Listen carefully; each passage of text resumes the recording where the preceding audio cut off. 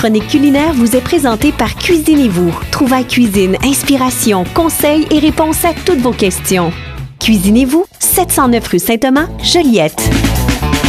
Certainement avec mon ami le chef Yoann Duroy. Bon matin, Yoann. Bon matin, Sylvain, tu vas bien? Ça va très bien, toi? Ben oui, c'est mitigé ce matin. Hein. Le ciel n'est pas encore sorti. Hein. Ben, c'est pas ça qui va nous enlever notre bonne humeur. Non, du tout. Le soleil est dans ta voix, Sylvain. Chaque matin, c'est toujours un plaisir de se réveiller avec toi. Tu le sais très bien. Écoute, et puis, on va continuer nos recettes avec une thématique sur les apéritifs. Oui. Qu'est-ce que tu nous suggères ce matin? Ça va être une gougère coulante sauce mornée. Donc, et puis on va faire toute une série de petites bouchées apéritifs parce qu'il faut se réinventer un petit peu les apéritifs. Ils sont virtuels, ils sont en distanciation, etc. Donc, faut qu'on se trouve des petites bouchées qu'on peut partager à distance, etc. Ouais. Donc, j'y vais avec la gougère. Le principe de la pâte à choux et puis avec qui va être coulante parce qu'on va la fourrer cette gougère avec une sauce mornée. Donc ça va être très coulant en bouche quand tu vas la servir tiède, ça va exploser en bouche puis tu vas mettre cette sauce mornée qui va couler dans ta bouche qui va être vraiment agréable. Donc gougère, on y va avec du lait, 150 grammes de lait, 150 grammes d'eau, du beurre, du sel, du sucre, de la farine, de la poudre de moutarde. Donc c'est ce qui va parfumer cette gougère là. 5 œufs et puis un peu de fromage râpé qu'on va mettre sur le dessus. Donc tout simplement le principe de la gougère, dans une casserole on fait chauffer le lait, l'eau, le beurre, le sel, le sucre. On va porter jusqu'au moment de l'ébullition, on va ajouter la farine et on va bien mélanger vigoureusement. C'est là que tu te fais des bras, tu vas fouetter bien pour assécher vraiment cette pâte.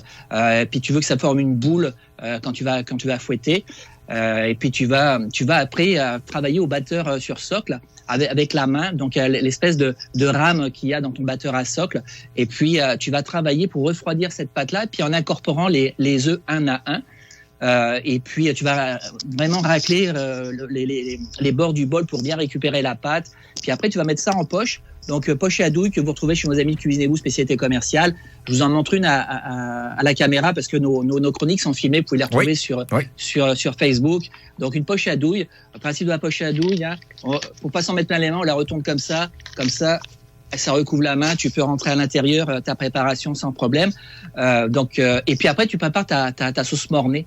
Poche à douille, excuse-moi, sur un cil plate, donc un silicone que tu mets sur ta plaque de cuisson, tu vas pouvoir avec ta poche à douille faire tes petits choux un à un. Et puis tu fais ta sauce mornée pendant ce temps-là. La sauce mornée, c'est qu'il va y avoir du fromage dans cette sauce, contrairement à la béchamel. Donc c'est le même principe que la béchamel, du lait, du beurre, de la farine, des œufs.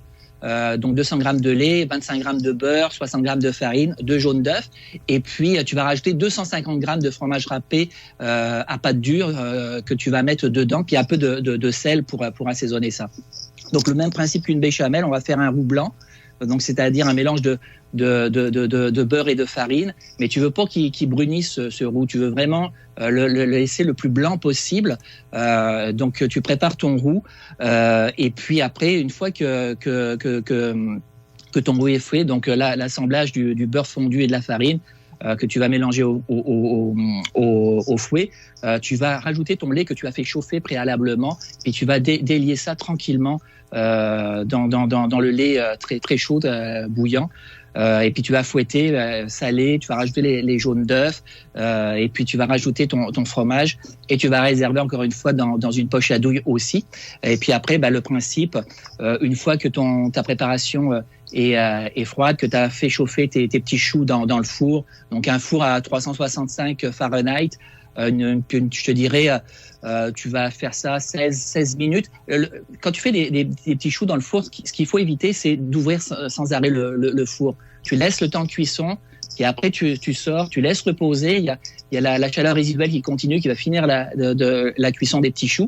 Après, tu fais une petite incision. Tu as ta sauce mornée qui est dans ta poche à douille, et puis tu vas fourrer tes choux un à un. Et puis après, tu mets ça sur une plaque. Tu peux rajouter, quand tu les sers, tu vas les repasser légèrement au four juste pour les tiédir. Et puis tu vas rajouter un filet d'huile d'olive dessus.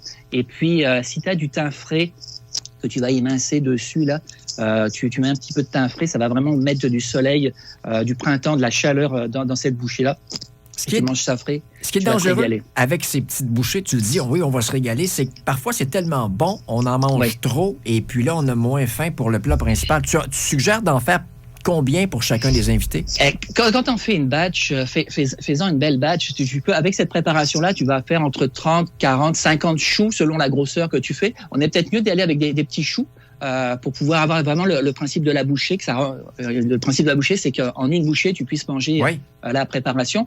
Ce que tu peux faire, si tu en as trop, tu vas les mettre au congélateur, tout simplement. Tu vas les réserver au congélateur, puis tu pourras les ressortir quand tu as moins de temps pour cuisiner, et puis que tu as un apéritif surprise devant ta webcam avec tes collègues. Tu as tes petites bouchées, tu les sors, tu les passes au four, et puis tu peux les déguster tout simplement.